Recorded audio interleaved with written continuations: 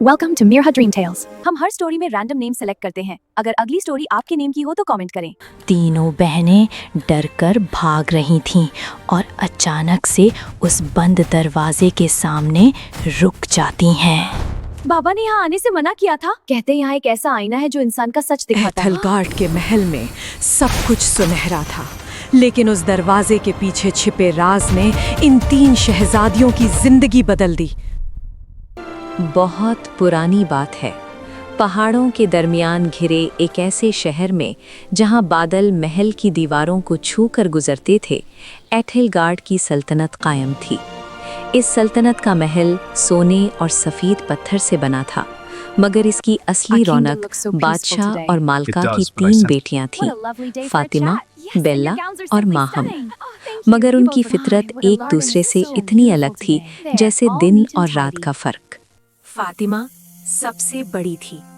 उसका चेहरा हमेशा संजीदा रहता और उसके सर पर मौजूद वो भारी ताज उसकी जिम्मेदारियों की निशानी था। वो सल्तनत के हर मसले को हल करना अपना फर्ज समझती थी।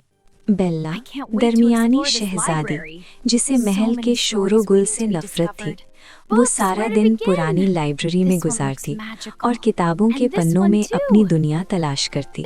माहम सबसे छोटे और शरारती, मगर उसकी शरारत में एक अजीब सी सख्ती थी। वो शिकार करना पसंद करती और तलवारबाजी में मर्दों को मात देती। बादशाह और मलिका अपनी बेटियों से बहुत मोहब्बत करते थे, मगर वो उनके लिए अक्सर परेशान भी रहते थे। एक दोपहर जब सूरज की रोशनी महल की दीवारों पर सुनहरी रंग बिखेर रही थी, तीनों बहनें महल के उन पुराने हिस्सों में निकल गईं जहां जाना मना था। चलते चलते वो एक ऐसे लोहे के दरवाजे तक पहुंची जो सदियों से बंद था। बाबा ने यहाँ आने से मना किया था। कहते हैं यहाँ एक ऐसा आईना है जो इंसान का सच दिखाता है। माहम ने अपनी तलवार से उस पुराने ताले को तोड़ा। दरवाजा एक भारी आवाज के साथ खुला और अंदर से ठंडी पुरानी मिट्टी की खुशबू आई। कमरे के दरमियान में एक अजीम व शान आईना रखा था। इसका फ्रेम अजीबो गरीब था। सोने की बेलों में कांटे बने हुए थे। तीनों हैरत से उस आईने के सामने खड़ी हो गई। अचानक आईने के अंदर से एक गहरी सरसराती हुई आवाज गूंजी। एथलगार्ड की शहजादियों, तुम दुनिया को वो दिखाती हो जो वो देखना चाहती है, मगर क्या तुम में इतनी हिम्मत है कि उसे देखो जो तुम असल में हो? तीनों बहनें डरकर पीछे हटी, मगर आईने की चमक ने उन्हें जकड़ लिया था।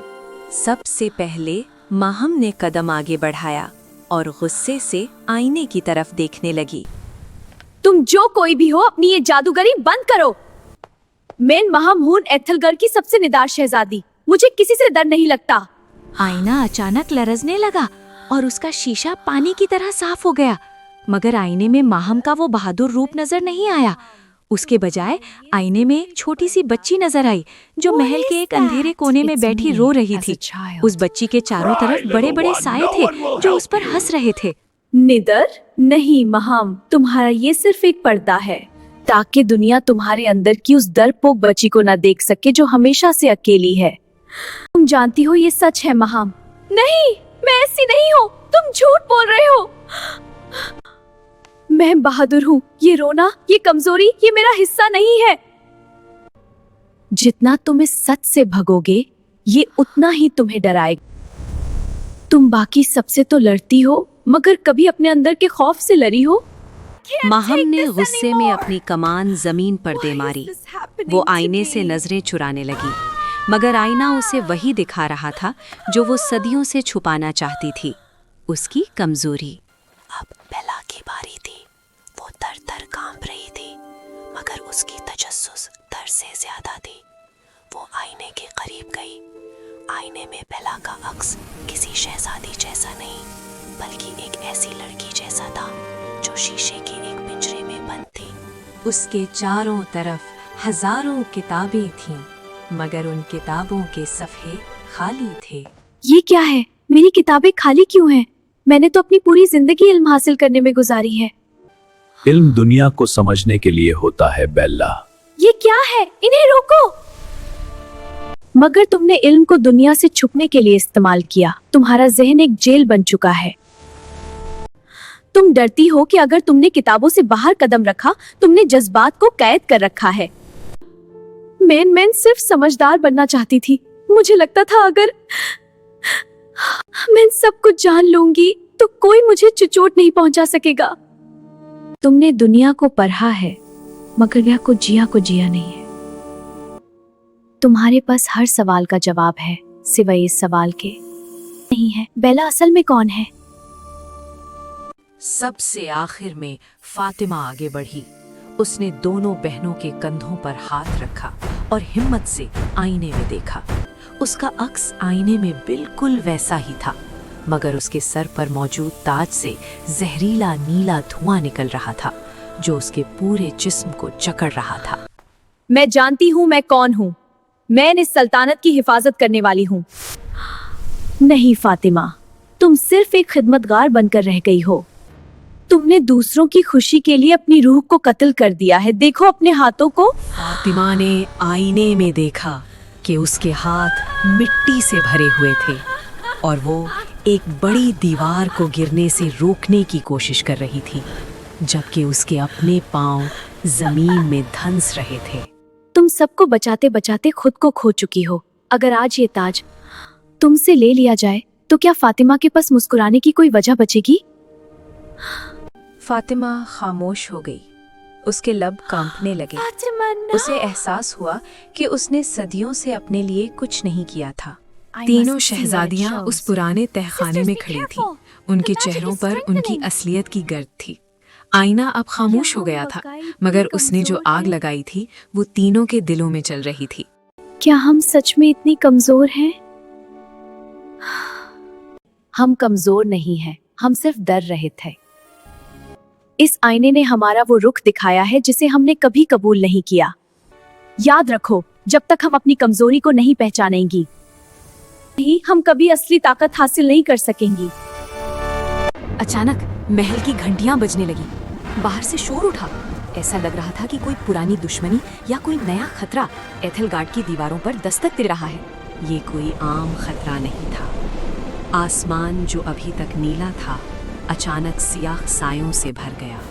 ये मैलकोर के साए थे, एक पुरानी बद्दुआ जो सिर्फ उन दिलों पर हमला करती है जो अंदर से टूटे हुए हों या जिनमें कोई राज छुपा हो। फातिमा, ये दुश्मन तलवारों से नहीं लड़ता, ये तो धुआं है। ये साए जो लोगों के दिलों में डर पैदा कर रहे हैं। महल के सिपाही जो अभी तक बहादुरी से लड़ते थे, अचानक अपनी तलवारें गिराकर जमीन पर बैठ गए। दरबारे आम में बादशाह और मलका अपने तख्त पर बैठे थे, मगर वो बिल्कुल गुमसुम थे। उन पर भी डर का साया पड़ चुका था। बादशाह को लग रहा था कि वो एक नाकाम बाप है और मलका को अपनी खूबसूरती ढलने का गम खाई जा रहा था। महम ने देखा कि एक बड़ा साया उसकी तरफ बढ़ रहा है। उसने अपनी कमान उठाई, मगर उसके हाथ कांप रहे थे। आईने की वो बात उसके जहन में गूंज रही थी, तुम्हारा गुस्सा सिर्फ एक पर्दा है। मुझसे दूर रहो, मैं तुमसे नहीं डरती। मगर साया और करीब आ गया। उस साये में महम को अपनी ही शक्ल नजर आई, एक बच्ची जो रो रही थी। तुम अकेले रह जाओगी। तुम्हारे गुस्से की वजह से कोई तुमसे मोहब्बत नहीं करता। तुम सिर्फ एक बोझ हो। महम ने अपनी आंखें बंद कर लीं। उसने महसूस किया कि उसका गुस्सा उसे कमजोर कर रहा है। उसने कमान नीचे रख दी और गहरी सांस ली। मैं अकेली होने से डरती हूँ, मगर मेरा ये डर मेरी कमजोरी नहीं बनेगा। मैं इस बच्ची को मजीद रोने नहीं दूंगी। ऐसे ही महम ने अपने अंदर के खौफ को कबूल किया। उसके हाथों में मौजूद कमान से एक सुनहरी रोशनी निकली। ये गुस्से की आग नहीं थी, ये खुद को कबूल करने का नूर था। उसने एक तीर चलाया जो साए को चीरते हुए निकल गया। फातिमा, बेला, इन्हें तलवार से मत मारो, इन्हें अपने सच से मारो। बेला ने देखा कि लाइब्रेरी की दीवारों पर लगे साए उसकी किताबों को जला रहे हैं। वो हमेशा किताबों के पीछे छिपती थी, मगर आज उसे उन किताबों से बाहर निकलकर कुछ करना था। हमेशा पढ़ा है कि साया सिर्फ तब बनता है जब रोशनी रास्ता बदलती है। अगर मैं रोशनी का रास्ता बदल दूं, उसे डर नहीं था कि लोग उसे बेवकूफ कहेंगे। उसने लाइब्रेरी के बड़े बड़े शीशों को एक मखसूस दिशा में सेट किया, अंदाजा लगाया और महल के झूमर को ऐसी जगह सेट किया कि सूरज की बची कुची रोशनी सीधी तहखाने की तरफ जाने लगी। फातिमा सबसे बड़ी मुश्किल में थी। उस पर पूरी सल्तनत का बोझ था। साए उसे कह रहे थे कि वो सब कुछ छोड़कर भाग जाए, कि वो थक चुकी है। फातिमा, ताज उतार दो। ये लोग तुम्हारे शुक्रगुजार नहीं हैं। तुम्हारी अपनी कोई जिंदगी नहीं है। फातिमा ने अपने सर पर मौजूद उस भारी ताज को छुआ। उसे आईने की बात याद आई। क्या फातिमा का अपना कोई वजूद है? मेरा वजूद इस ताज से नहीं है। मेरा वजूद मेरी बहनों और मेरी कौम से है। इनकी खिदमत इसलिए नहीं करती कि ये मेरा फर्ज है, बल्कि इसलिए करती हूँ क्योंकि मैं इनसे प्यार करती हूँ। उसने अपने सर से ताज उतारकर जमीन पर रख दिया। जैसे ही उसने ताज उतारा, वो बोझ खत्म हो गया। मगर अजीब बात ये हुई कि ताज के बगैर भी फातिमा पहले से ज्यादा शाही लग रही थी। उसने महम तीनों और एक बेला को साथ बुलाया। महल के मरकजी दरवाजे पर मिलो। तीनों बहनें दौड़ती हुई वापस उस तहखाने में पहुंची जहां वो जादुई आईना रखा था। साए वहां सबसे ज्यादा घने थे। आईना अब काले रंग का हो चुका था, जैसे वो सारी दुनिया का अंधेरा निगल रहा हो। तुमने अपना सच देख लिया। अब बताओ, क्या तुम इस सच के साथ जी सकती हो? हम सिर्फ जी नहीं सकती, हम इस सच को अपनी ताकत बनाएंगी। शहजादियों ने शीशों का रुख आईने की तरफ कर दिया। माहम ने रोशनी से भरा तीर आईने के ऐन दरमियान रोशनी में यहाँ मारा। है और ये है मेरा पहला तीर जो बिना गुस्से के चला है। एक जोरदार धमाका हुआ। पूरे महल में नीली और सुनहरी रोशनी फैल गई। वो साए जो लोगों को डराए हुए थे, भाप बनकर उड़ गए। जब धुआं छटा तो आईना अब वैसा नहीं था। उसका शीशा टूट चुका था, मगर हर एक टुकड़े में तीनों बहनों का अक्स साफ नजर आ रहा था। मगर इस बार उनके चेहरों पर कोई नकाब नहीं था। फातिमा ने ये ताज दोबारा पहना, मगर अब वो उसे भारी नहीं लगता था। उसने सीख लिया था कि काम के दरमियान अपने लिए सुकून कैसे तलाश करना है। बेला ने लाइब्रेरी के दरवाजे खोल दिए और शहर के बच्चों को पढ़ाना शुरू किया। उसने किताबों को अपनी कैद खाना नहीं, बल्कि एक पुल बना लिया। महम अब भी तलवारबाजी करती थी, मगर अब उसकी आंखों में गुस्सा नहीं, बल्कि एक इत्मीनान था। मगर अब वो महल में कमजोर लोगों को अपनी हिफाजत करना सिखाती थी। बादशाह और मलका ने अपनी बेटियों को देखा और उन्हें एहसास हुआ कि उनकी बेटियां अब सिर्फ शहजादियां नहीं रही थीं, वो सच की मलका बन चुकी थीं। तीनों बहनों ने दुनिया को सिखा दिया था कि असली खूबसूरती और ताकत वो नहीं जो दुनिया देखती है, बल्कि वो है जो आप अपने अंदर के अंधेरे को कबूल करने के बाद तलाश करते हैं। अगर आपको ये स्टोरी पसंद आई है और आप 80 और स्टोरीज देखना चाहते हैं तो चैनल को सब्सक्राइब करें।